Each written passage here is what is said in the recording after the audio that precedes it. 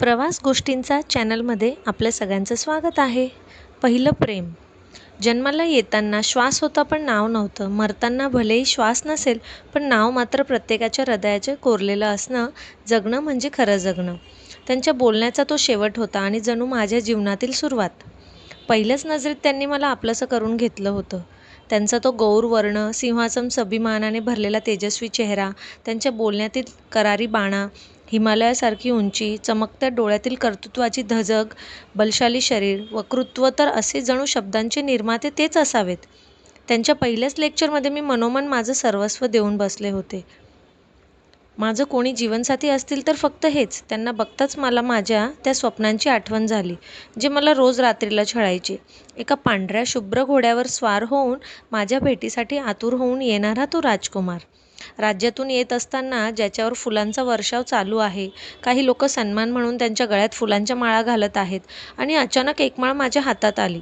मी ती त्यांच्या गळ्यात टाकली आणि ते माझ्या गळ्यात टाकणार तेवढ्यात गुणगुण, ए गुणगुण. अचानक ज्योतीने दिलेल्या आवाजाने मी भानावर आले होते. प्रोफेसर अगदी होतेच तसे. कुठलीही मुलगी त्यांना पाहिल्यावर त्यांच्या प्रेमात पडल्याशिवाय राहणार नाही, असं त्यांचं चरित्र. प्रेमळ वागणं, मधुर वाणी आणि नेहमी शांत व प्रसन्न मुद्रा असणारे. पण तत्त्वांच्या बाबतीत मात्र फारच स्ट्रिक्ट होते. त्यांना वेळ न पाळणारे लोक बिलकुल आवडायचे नाही.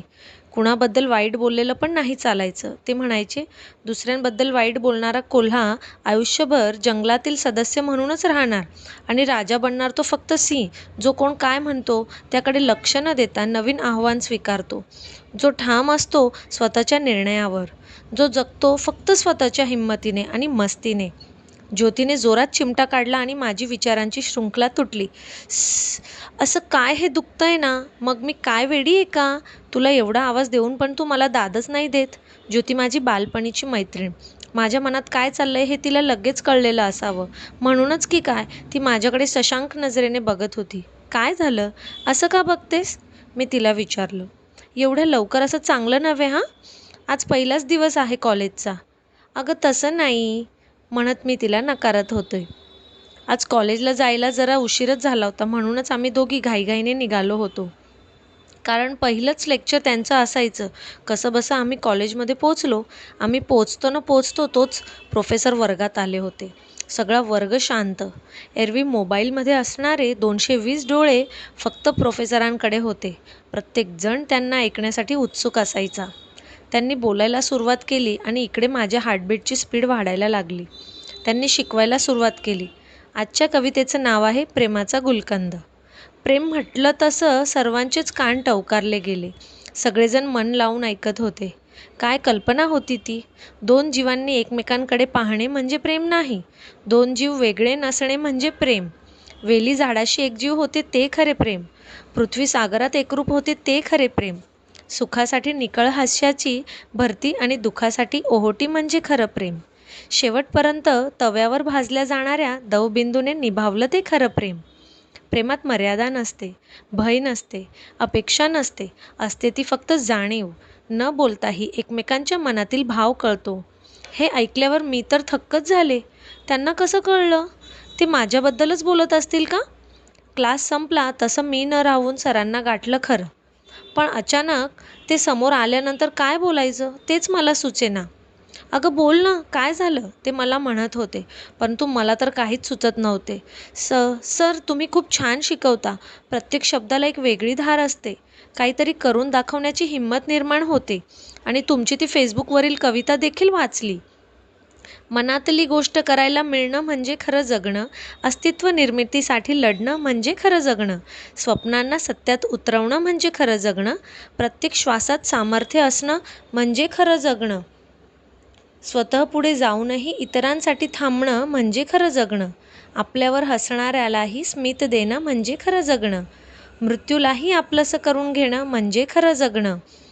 कसं काय सुचतं सर तुम्हाला? मी जेव्हापासून वाचलंय ना, मी तुमची खूप मोठी फॅन झाली. अगं थांब, श्वास तर घे. आधी मला सांग, तुला काही चहा प्यायची का माझ्याकडून? तू एवढी बोलली म्हणजे नक्कीच काहीतरी असणार हां. नाही हां सर, असं काही नाही. जे वाटलं ते सांगितलं आणि मला पाहिजे असेल तर मी मागून घेईल. अल्लड आवाजात मी बोलले. ज्योती तर माझ्याकडे अवाक होऊन पाहत होती. मी एवढं कसं काय बोलत आहे? प्रोफेसर हसले आणि हसत हसत एक आल्हाद पण प्रेमळ कटाक्ष टाकत थँक्स म्हणाले आणि निघून गेले. ते असेच विनोदी, आत्मस्तुती आणि परनिंदा ह्यापासून योजन दूर होते. ते म्हणायचे की आत्मस्तुतीने माणूस पोकळ बनतो. त्याला नेहमी गरज पडते ती दुसऱ्यांच्या मताची, ज्यामुळे इशाऱ्यावर चालणाऱ्या मोठ्या बाहुलांपेक्षा स्वतःच्या मर्जीने जगणारी मुंगी श्रेष्ठ. 6 महिने लोटले होते. फर्स्ट सेमेस्टर संपले होते आणि मी मराठी विषयात 95 मार्क्स घेऊन टॉप केले होते आणि ठरल्याप्रमाणे सरांकडनं मला ट्रीट मिळणार होती. त्या ट्रीटपेक्षाही मला महत्त्वाचं होतं ते म्हणजे सरांसोबत निवांत वेळ. या मधल्या काळात बरंच काही घडून गेलं होतं. ते आता माझ्यासाठी हृदयातील प्रोफेसर बनले होते. आम्ही कळत नकळत एकमेकांच्या अगदी जवळ आलो होतो. मी नसेल तर ते ज्योतीला खूप काळजीपूर्वक हमखास विचारणार, गुणगुणची तब्येत तर ठीक आहे ना? आणि ते नसतील तर मला तर एक सेकंदसुद्धा महिन्यासारखा वाटायचा. त्यांच्या बाबतीत तर काय बोलणार, माझंच काय सगळ्यांनाच ते नसताना कॉलेजला पण यायची इच्छा व्हायची नाही. बाकीच्या लेक्चरला 20-25 जण असणार, पण प्रोफेसरांच्या लेक्चरला हॉलमध्ये बसायला जागा मिळायची नाही. सिलेबस संपताना त्यांनी अनाऊन्स केलं होतं की माझ्याकडनं मराठीमध्ये टॉप करणाऱ्याला डिनर असेल आणि म्हणूनच मी दिवसरात्र मेहनत करून ही ट्रीट मिळवायची हे मनोमन ठरवलं होतं. उद्या माझं स्वप्न सत्यात उतरणार होतं. पण आजची रात्र ती कधी संपणार? काय होत होतं कुणास ठाऊक? काहीच कळत नव्हतं. कधी उद्याची संध्याकाळ होते असंच वाटत होतं. प्रत्येक क्षण एखाद्या जन्मासारखा वाटत होता. अगदी आतुर झाली होती मी. मग शेवटी पेन घेऊन डायरीमध्ये लिहायला सुरुवात केली. चांदण्या रात्रीत या आज माझी पहाट सजली, अंधाराया वाटेवरती शुभ्र बकुळी कशी बरसली. का नियती मग मृदगंध मातीचा तना मनात बसवते, दोन जीवांच्या आतुर मिलनास नखशिकांत तरसवते. जे हृदयातील प्रोफेसरांबद्दल वाटत होतं ते सगळं लिहून काढलं. मनावरील भार हलका झाल्यासारखं वाटतं. लिहिता लिहिता कधी झोप लागली कळलंच नाही. इकडे प्रोफेसरांनाही झोप लागत नव्हती. कारणही तसेच होतं. एव्हाना त्यांच्याही लक्षात आलं होतं की गुणगुण काय विचार करत आहे. तशी तीही अतिशय सुंदर, गुणी, सदरतनी, गंगेची प्रांजळता, चंद्राची शीतळता असणारी. तिची जिद्द नक्कीच त्यांना आवडली होती. महत्त्वाकांक्षी, जे ठरवलं ते मिळवणारी. एक जीवनसाथी म्हणून अजून काय हवं असतं? She was just beauty with brain. घराची परिस्थिती जेमतेम असल्यामुळेच तिला बऱ्यापैकी गोष्टींची जाणीव होती. मेहनत भरपूर करायची. फर्स्ट इयरला असूनही तिची मॅच्युरिटी एखाद्या गृहिणीप्रमाणे होती. परंतु ज्या विद्यार्थिनीला मी शिकवतो तिच्यासोबत असला प्रकार? हे त्यांच्या तत्वात न बसणारं होतं. पण कितीही नाही म्हटलं तरीही अवघ्या 26 वर्षात त्यांनी ही नोकरी, हे पद, ख्याती कमवलेली होती. अजून लग्नाचा विचारही नव्हता. पण कधीतरी कुणाशी तरी करायचं, मग मीही का नको? बाहेर मस्त विजा चमकायला लागल्या आणि पावसाच्या सरींनी या विचारात भर घातली. गरम गरम चहा बनवण्याची प्रोफेसरांना खूप जास्त आवड होती. त्यांनी गॅस पेटवला, एक पातेले धुवून घेऊन गॅसवर ठेवले आणि त्यात चहापत्ती, अद्रक आणि मस्तपैकी मलाईदार दूध टाकले. अद्रकीने कडकपणा वाढवला होता. अगदी 3 ते 5 मिनिटातच चहा उकळायला लागली. चहाचा सुवास आता सगळ्या घरात पसरला होता. त्यांना गिफ्ट म्हणून मिळालेल्या गुणगुण कपात तो चहा टाकला. हो, गुणगुण कप. तिने वाढदिवसाला दिलेला कप होता तो. त्या कपात चहा ओतून फ्लॅटमधील आवडीच्या ठिकाणी म्हणजेच खिडकीजवळ येऊन प्रोफेसर उभे राहिले. काचेवरील ओघळणाऱ्या त्या सरी, मस्तपैकी होणारी रिमझिम बरसात प्रोफेसरांना अजून कन्फ्यूज करत होती. तेवढ्यात त्यांनी बघितलं, एक माशी कपात पडली होती. तिला बघून त्यांनी कप लगेच बाजूला ठेवला आणि बाहेर बघू लागले. मूड घालवला म्हणून आज माशीवरती ते रागवलेही होते आणि तिची त्यांना कीवही वाटत होती की ती मजबूर आहे ही ठरवूनसुद्धा बाहेर पडू शकत नाही. आणि लगेच त्यांच्या डोक्यात ट्यूब पेटली. त्यांचंच वाक्य त्यांना आठवलं, प्रेम तुम्हाला मजबूत बनवत असेल तर ते शस्त्र आहे आणि जर ते तुम्हाला कमकुवत बनवत असेल तर कीड. चहा इतका सुंदर असूनही, मूड एवढा भारी असूनही चव न घेता ठेवून द्यावा लागला. कदाचित असंच आपलंही होऊन एवढ्या सगळ्यांना चांगल्या गोष्टी असूनही एक कलंकच आपल्याला सर्वांपासून दूर करेल.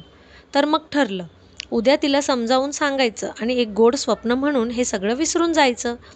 आत्ताशी कुठे जरा हलकं वाटायला लागलं आणि विचार करता करता सोफ्यावर त्यांना कधी झोप लागली कळलंच नाही. संध्याकाळी 5 वाजले होते. फक्त 1च तास बाकी होता. 6 वाजता कोकण किनारा हॉटेलमध्ये भेटायचं ठरलं होतं. त्याप्रमाणे नेहमी 10 मिनिटात तयार होणारी गुणगुण आज मात्र 1 तास झाला तरी एकाच प्रश्नावर होती. नक्की चांगला दिसेल ना हा ड्रेस? त्यांना आवडेल ना? सांग ना ज्योती प्लीज. अगं हो, तसंही तुम्ही कुठे सजावटीला बघणार आहात? तुम्ही तर मनाच्या शृंगारावाले लोक, असं म्हणत ज्योतीने टोमणा मारला. ए नाही हां, तसं काही नाही बरं. सोड प्लीज, सांग ना चांगला वाटेल ना? त्यांना आवडेल ना हा ड्रेस? असं म्हणत हा 10वा ड्रेस तिने बदलला होता. ओळखून घेता ज्योतीने तिला वेळेची जाणीव करून दिली. 5:45 झालेत. या क्षणाची तू कालपासून वाट पाहत आहे आणि आता त्या उगाच का तरसावणार आहेत? अरे देवा, खरंच की, असं म्हणत घाईघाईने मी घरातून निघाली आणि त्यांना अर्ध्या रस्त्यात गेल्यावर कॉल केला. त्यांनी कॉल उचलला. हो मी पोहोचतोच, आता रस्त्यात आहे, आलोच, असं म्हणत त्यांनी बाय न म्हणताच कॉल कट केला. मी 6:30ला हॉटेलमध्ये पोहोचले. हॉटेलचे नावच कोकण किनारा. तिथे कोकणचा फील होता. थंडगार वारा, आजूबाजूला हिरवागार वातावरण. मस्त लॉनवरती फिरले. काय बोलायचं, याची रंगीत तालीमही झाली होती. पण आता मात्र असह्य झालं होतं. 2 कॉल केले तरी काही उत्तर मिळत नव्हते. आता 7:10 झाले तरी त्यांचा रिप्लाय नाही. हे बघून मी अजूनच अधीर झाले आणि रागही येत होता. यायचंच नव्हतं तर मग मला हो तरी कशाला म्हटले? आधीच नाही म्हणायचं ना. विनाकारण माझ्यासारख्या एकट्या मुलीला असं सोडून कुठे गेलेत कुणास ठाऊक? हे शोभतं का यांच्यासारख्या जबाबदार माणसाला? 7:15 झाले आणि अचानक मिले हो तुम हमको त्यांच्यासाठी लावलेली खास रिंगटोन वाजली आणि त्यांचाच कॉल होता. अल्लड आवाजात मी बोलले हॅलो, परंतु तिकडनं एका अनोळखी व्यक्तीचा आवाज आला होता. कोण आहे माहीत नाही, परंतु या व्यक्तीचा ॲक्सिडेंट झाला आहे आणि कॉल लिस्टमध्ये तुमचा नंबर मिळाला आहे. खूप जास्त रक्त वाहतंय, त्यामुळे कुणीही जवळ यायला तयार नाही. लवकरात लवकर आलात तर बरं राहील. काय होतं हे कळण्याच्या आतच देवाने बुद्धी दिली. मी ज्योतीला सांगितलं आणि सगळ्यांना बोलवावून घेतलं. रस्त्याने एकटीच पळत होते. कुणाचीही पर्वा न करता बिंदास पळत होते. 5 मिनिटेसुद्धा एक काळ असल्यासारखे वाटत होते. तिथे पोहोचले आणि त्यांना पाहिले.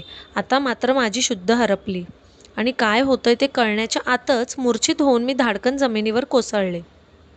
जाग आली तेव्हा मी एका रंगहीन भिंती असणाऱ्या हॉस्पिटलच्या बेडवर होते. माझ्या बाजूलाच ज्योती बसलेली होती. तिला अपेक्षित प्रश्न मी नजरेनेच विचारला होता. तिने देखील एकही शब्द न बोलता तिच्या डोळ्यातील आसवांनी मला उत्तर दिले आणि तशी मी गारठले. माझ्या आनंदाचे आणि जगण्याचे कारणच हरवले होते. हृदयातील प्रोफेसर आता अस्तित्वात नव्हते. तेही माझ्यामुळेच ना. मी ना कॉल केला असता, ना त्यांनी उचलला असता, ना हे सगळं घडलं असतं. याला मीच सर्वस्वी जबाबदार आहे. पण हे माझ्याच सोबत का? देवा, मला कधीच हवं ते दिलं नाहीस. एवढी रे काय माझ्याशी दुश्मनी? आता गुणगुणायची, परंतु ते सर्व विरहगीते, वेदना, दुःख, लाचारी, अगदी नकारात्मक गुणगुणायची. तिचं लिखाण देखील बदललं होतं. काळ बदलला, वेळ बदलली, नियतीने सारे खेळ बदलली. निसर्ग हसता ऋतूही बदलली. माझीच का मग केली उपेक्षा? आयुष्यभराची दिली प्रतीक्षा. मरण येत नाही म्हणून जगायचं, असंच ठरवून ती दिवस काढत होती. ती अचानक 15 दिवसांनी प्रोफेसर तिला स्वप्नात भेटले.